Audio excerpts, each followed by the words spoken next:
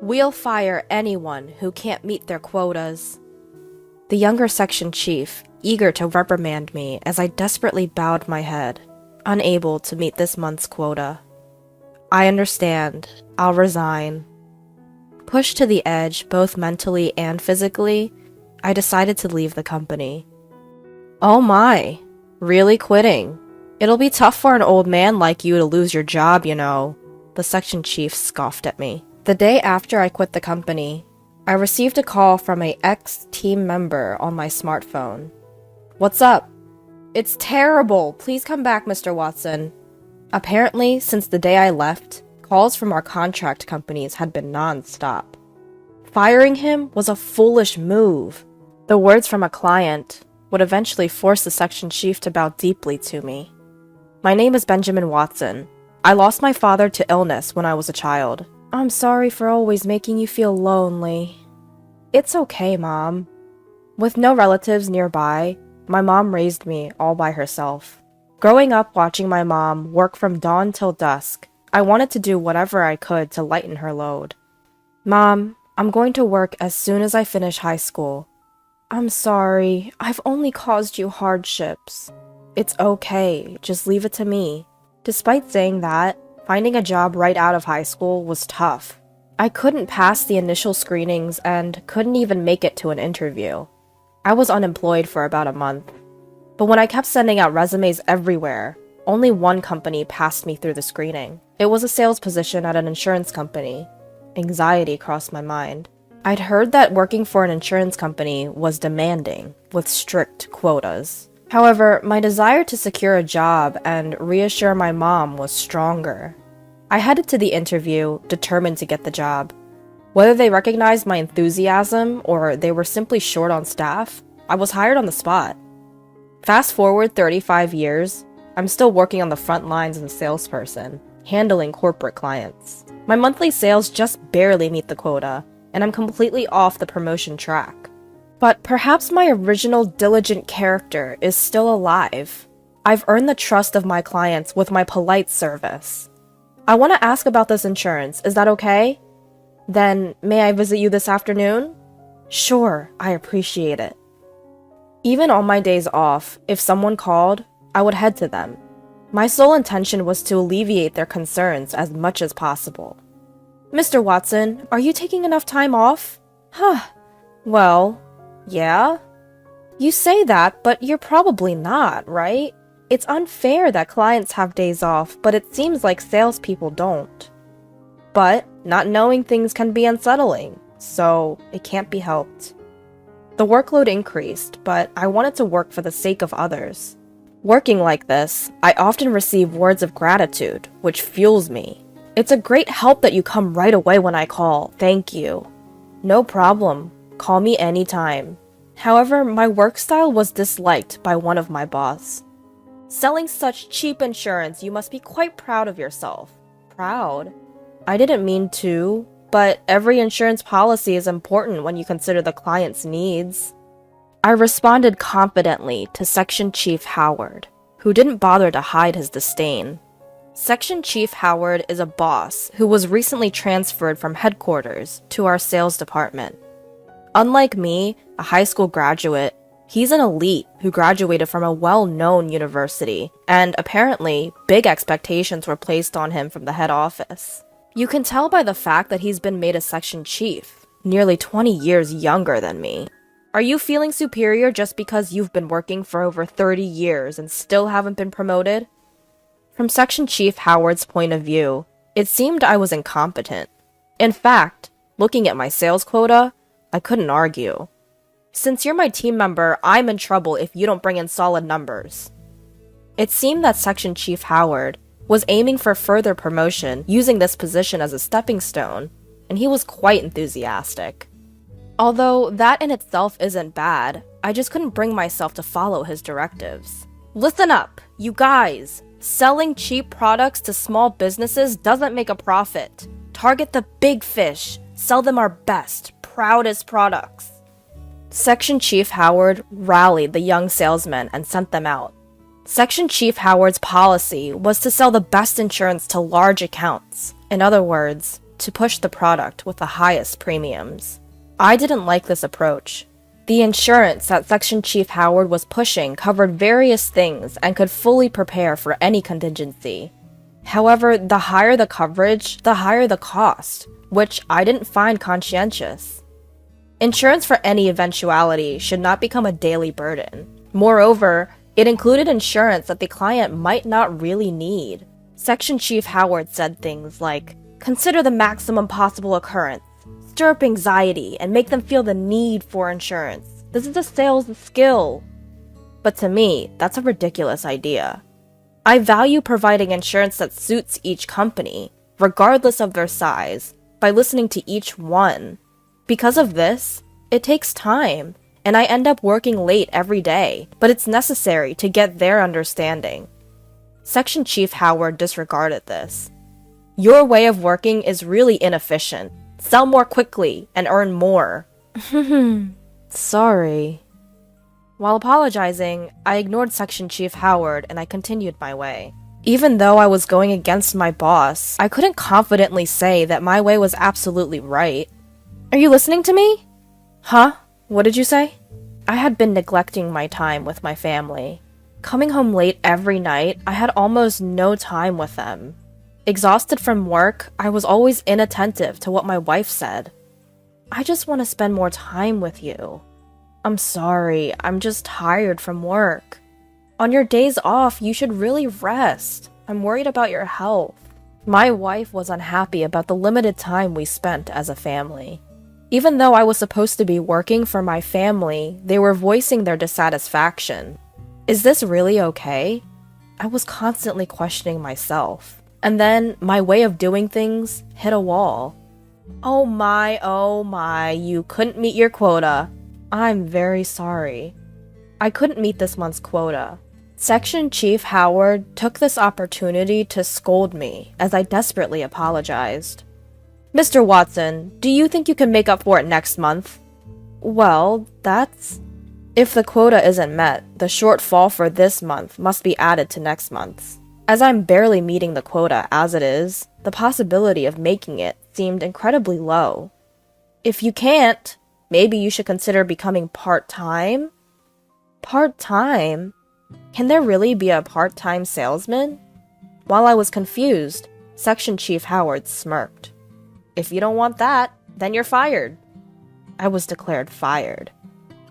Fired. However, when I said it out loud for some reason, the word went down easily. I can't say I have no regrets about my current job, but haven't I been working hard, even cutting into my family time? I thought it might be good to accept being fired and treasure the family time I hadn't had until now. I pictured my wife's face. "Understood, I'll resign." "Oh my, really quitting? It's going to be tough for an old man like you to lose your job." Section Chief Howard continued to say things, but I bowed my head and returned to my seat. Having worked here for a long time since graduating high school, I would probably have to hand over my tasks. I started the process of resigning. That day, unusually, I came home on time. When I opened the front door, my wife, with a surprised look on her face, greeted me. At first she looked puzzled, but then she broke into a smile. "You're home early today. Dinner isn't ready yet. Could you wait a bit?" "Ah, thank you." This might have been the first time I really watched my wife cooking since we got married. I realized how much of my time had been consumed by work. "Well, I've decided to quit my job." "I see." My wife didn't ask for details when I told her I was resigning. The next day, I submitted my resignation to Section Chief Howard. He had a broad smile on his face. It seems like he was pleased. "Please, get the handover done quickly." Understood. I cleaned up my desk and explained my responsibilities to the person taking over. Until I quit, I visited clients together with my replacement. "What? Mr. Watson, you're quitting?" "Yes, well, there were many clients who tried to persuade me to stay, but I politely said my goodbyes. And then a month later, I left the company. Leaving the company I'd worked at for so long was sad, but my heart felt light. My wife seemed to be in a good mood, even though I was now unemployed. "You're not worried, even though I'm unemployed?" Not at all. I was more worried that you were working too hard and might collapse one day. My wife had always been worried about me. I had been working so much that I made her worry. Why not? You've worked hard up to now. It's okay to take a break. Right. Thanks for always worrying about me. How about we go on a trip? We have plenty of time now. That sounds great. Let's go to a hot spring to heal from years of exhaustion. My wife was very happy when I invited her on a trip. So, the next day, we quickly set off on a hot spring trip. However, while I was relaxing with my wife on the trip, I got a call on my smartphone from an ex-team member. What's up? It's terrible! Mr. Watson, please come back! I was surprised at my ex-team member's panic, but I asked him to explain. He said that since the day I quit, the company has been getting non-stop calls from our contract partners. They all said they wanted to cancel the contract now that I've quit. So many calls were coming in that it was interfering with their regular work. Not just the calls, but if all these contracts are canceled at once, it will be a huge issue for the company. Can't you please come back? I won't be coming back. What? Deal with each company sincerely and carefully. That's it. My ex-team member was still talking, but I hung up and turned off my smartphone. My wife, who had been watching the exchange, looked puzzled. What happened? My ex-team member asked me to come back. So they realized how amazing you were after you left. Huh. My wife was in a good mood after hearing the story. Although I missed my work, if I went back, I wouldn't be able to see my wife's face like this. I decided not to return to work, for my wife's sake as well. Seeing an expression she didn't show while I was working. After that, I blocked out the calls from my ex-team member and enjoyed the trip. While out for a walk, my wife invited me to an old-style cafe. This is a nice place, isn't it? I've always wanted to come here. You know your cafes. At my words, my wife looked a little sad. I wondered if I said something strange. You know, visiting cafes is my hobby. Oh, I didn't know that. Indeed, cafes are fashionable and have cute food, so I'm sure many women like them.